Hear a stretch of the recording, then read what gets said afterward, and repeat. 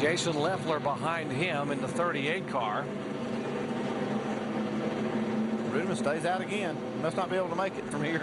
Yeah, I think that's what they're going to do is wait till they can get there and see. Of course, pit road is closed, so we can see the flag. Oh, I see. So he wanted to wait to maybe make it one more lap. Pit road is closed.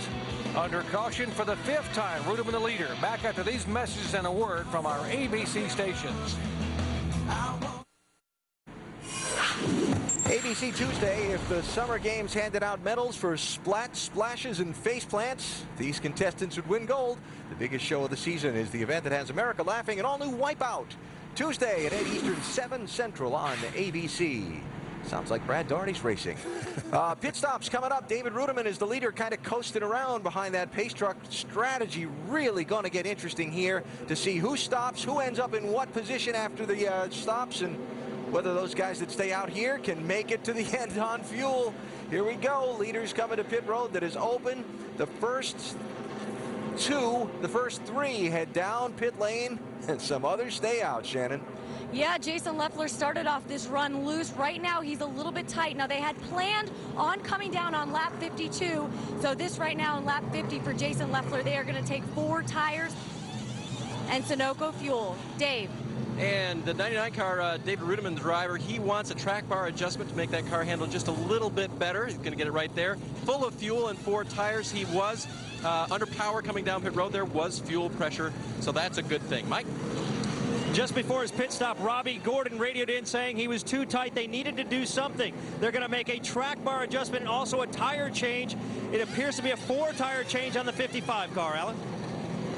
So Jeff Burton's going to take over the race lead, and looking at the standings in the running order, can you figure out who's got the upper hand here? Well, not really. I'll tell you what, one thing I do know, though, is the guys that pitted on lap between 43 and 47, the only way they're going to make it, Alan, is the old way that guys usually do. Let's turn the engine off, coast all the way down the front straightaway, all the way down to the bottom messes, and Brad, that's a good way to save a lot of gas. I've seen a lot of guys win races doing that. Yeah, they're under caution. Do you think they've saved enough fuel up those last 2 laps under caution to be able to run 30 laps? Because that's what they're going to have to do. Well, no, they're counting on a lot more cautions. But, you know, everything they get out here right now under caution, it's got to be with the motor off. All it can be off right now. And they just got to hope for the best. Here's an interesting wrinkle to me. See those top 4 cars right there on the racetrack? 2 of them are the top 2 guys in the championship. Clint Bowyer now running 2nd. Carl Edwards running 4th. When you're racing for a championship, you can't take a chance on running out of gasoline at a place where right now you got 32 cars on the lead lap. That is a great point. Yeah, boy, that's both Richard Childress' car. And Richard's up on the pit box, and that guy's pretty smart, though, you know. Yeah, well, that's true. That's true. We will see how it plays out. The 61 car for the 3rd time today will be the Aaron's Lucky Dog Free Pass Award. He was the first driver 1 lap down and now gets back on the lead lap. Kenny Hendrick getting in relief of Stan Barrett in that car at the very beginning part of this race.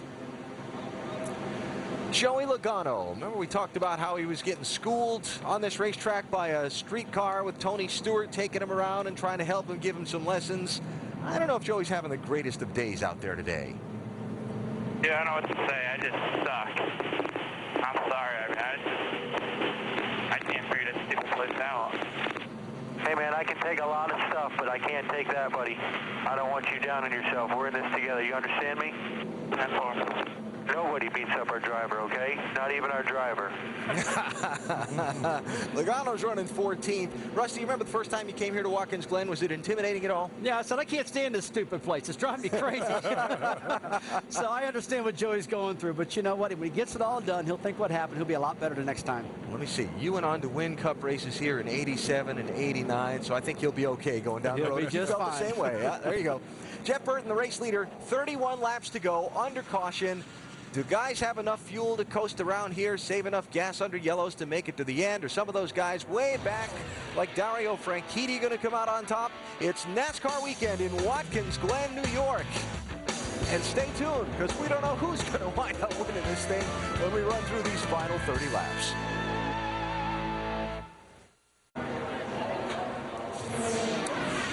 Aerial coverage from high above Watkins Glen International Raceway, brought to you by our good friends at Goodyear, the official tire of NASCAR, helping NASCAR drivers get to the finish line for over 50 years. We are working caution for the 5th time today here on lap 52. Just 30 laps to go. Take a look at our Holiday Inn race summary. There have been 7 leaders. 8 different lead changes. Jeff Burton is our current leader in the Holiday Inn Chevrolet. The average speed just under 78 miles an hour. There are 32 cars on the lead lap. They have run 13 laps under caution, this being the 5th caution of the day. And there are 8 cars out of the race back in the garage area. Jamie. Well, Carl Edwards currently 4th, and Drew Blickensderfer is his crew chief. So, Drew, before this caution, I heard you guys were 1 lap short. How are things looking? I think we're okay. You know, I think we played the conservative side. You know, we took a little risk, but with this caution, I think we're going to be fine. All right, he asked his driver if he used up all of what he learned last week in Montreal about saving fuel. Hopefully not, Shannon. Yeah, Jamie, I'm here with Sean Parker, crew chief for Brad Coleman. We're hearing that this is going to be your last race with this team. Why? Well, it's a tough decision, and it's just time for me to move on and do something different. And it didn't work out to what I wanted it to be. And, you know, I feel bad for all these guys, and I know Brad's moving on to Cup racing, and look forward to see what my future is going to be, and spend a little time at home and then get back into some racing. Will you be going Cup racing with Brad? No, I won't. I got some other good opportunities, but right now I'm going to just take a couple days at home and then see what happens. We're going to let him talk Brad Coleman to the green guys. Sean Parker, a very experienced crew chief, has done a great job in very difficult circumstances with the Baker Curb team there in Brad Coleman. Jeff Burton, the Holiday Inn Chevy, bringing him down for the restart here. Remember, the top 10 cars are got to hope they can get a lot of fuel mileage here because they pitted earlier. There's Jimmy Johnson, the 88 car, Keselowski, Marcus Ambrose, and Carl Edwards making a move. Contact. Clint Bowyer. 1-2 in the points come together in turn 1 at Watkins Glen. Crank here if you can. Hold it tight. All right, let's roll. Watch your right side. Hold it tight. These guys are still racing. Hold it tight. After that 1, 7's coming right. Clint Bowyer, number 1 in the point standings. Carl Edwards was chasing him in the points and on the racetrack, and they've come together and now some fender rub or something on the 60 car. Got a lot of damage on the left front. Rubbing tire on the left front, a lot of damage. And both these guys are probably going to have to get down pit road and get these fenders off the tires.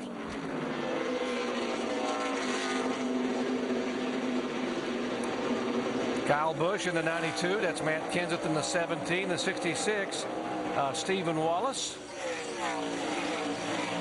4 tires. 4 tires. Put some fuel in it. 4 tires. That's Drew Blickensderfer, Edwards crew chief, calling him in. Now look at all of this mess happening. But you think they got on the radio and told Brad Keselowski to be smart after seeing that happen down there? He's been talking about a championship battle. This would be a chance for him to gain a lot of points. He's in 11th spot right now, but I'm sure that his spotter and maybe Pops have gotten on there and said, hey, guy, be smart here and we can make a big day in points. Carl Edwards had gained 86 points on the points leader Clint Bowyer in just the last 3 races. He will lose some valuable points now, having to come down pit road under green with 28 laps to go. He's got a lot of damage. Looks like he may even have some suspension damage there too. These guys have to get this all cleared out and try to get out there and just take what they can get. Yeah, and that's a chance you take on those restarts, getting down into turn 1. You think that you've got that spot and the guy knows that you're there, but Carl actually came from a long way. He was actually trying to block here for a second. He was blocking, then he passes Matt Kenseth, and he tries to get a little, gets a little greedy actually. He got in there too hard. Yeah, maybe that's just it. He just got in there too hard and couldn't get the car slowed down. Yeah, the curb bit, he actually got against that curb, and that's what will happen. It'll bounce you, but he got in there just way too hard. He was looking in his mirror to make sure he had that. Looking right.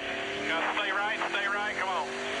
All clear, still green, all clear, still green. Remember, these guys had contact at Milwaukee early in the year, and Carl Edwards had gone almost a year without a win, and he's trying to take the lead, touches the 2 car, gets Bowyer out of position. Carl would go on and win the race and then later apologize, saying that's not the way he wanted to drive the race, but he said, I also wanted to get to victory lane. There was the contact. Clint Bowyer slid up high, and Edwards went to victory lane. So there's a bit of history there, but obviously Carl Edwards trying to make the pass and really trying to keep the 92 behind him. Update the point standings. Brad Keselowski now would move back into 2nd position, gaining a spot in front of Carl Edwards, who came in 2nd, just 168 points back. Jamie?